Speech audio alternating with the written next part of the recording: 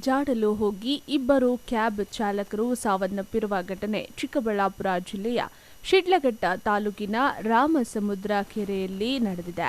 ಬೆಂಗಳೂರು ಮೂಲದ ಕಿಶೋರ್ ಹಾಗೂ ಗಿರೀಶ್ ಮೃತ ದುರ್ದೈವಿಗಳಾಗಿದ್ದಾರೆ. ಅಂದಹಾಗೆ ಕಿಶೋರ್ ಹಾಗೂ ಗಿರೀಶ್ ಸೇರಿದಂತೆ 8 ಮಂದಿ ಸ್ನೇಹಿತರು ತಮ್ಮ 2 ಕಾರುಗಳಲ್ಲಿ ಗಡಿಮಿಂಚೇನಹಳ್ಳಿ ಗ್ರಾಮದ ಸ್ನೇಹಿತರ ಮನೆಗೆ ಜಾತ್ರೆಗೆಂದು ಬಂದಿದ್ರು. ಜಾತ್ರೆಗೆ ಬಂದವರು ಕೆರೆಯಲ್ಲಿ ಈಜಾಡಲು ತೆರಳಿದ್ದ ವೇಳೆ ದುರಂತ ಸಂಭವಿಸಿದೆ. ಇಬ್ಬರ ಮೃತದೇಹಗಳನ್ನು ಚಿಕ್ಕಬಳ್ಳಾಪುರ ಜಿಲ್ಲಾಸ್ಪತ್ರೆಯ ಶವಾಗಾರಕ್ಕೆ ರವಾನೆ ಮಾಡಲಾಗಿದೆ. ಪೇರಸಂದ್ರ ಹಾಗೂ ದಿಬ್ಬುರಹಳ್ಳಿ ಪೊಲೀಸ್ ಠಾಣೆಯ ಪೊಲೀಸರು ಘಟನಾ ಸ್ಥಳಕ್ಕೆ ತೆರಳಿ ಪರಿಶೀಲನೆ ನಡೆಸುತ್ತಿದ್ದಾರೆ.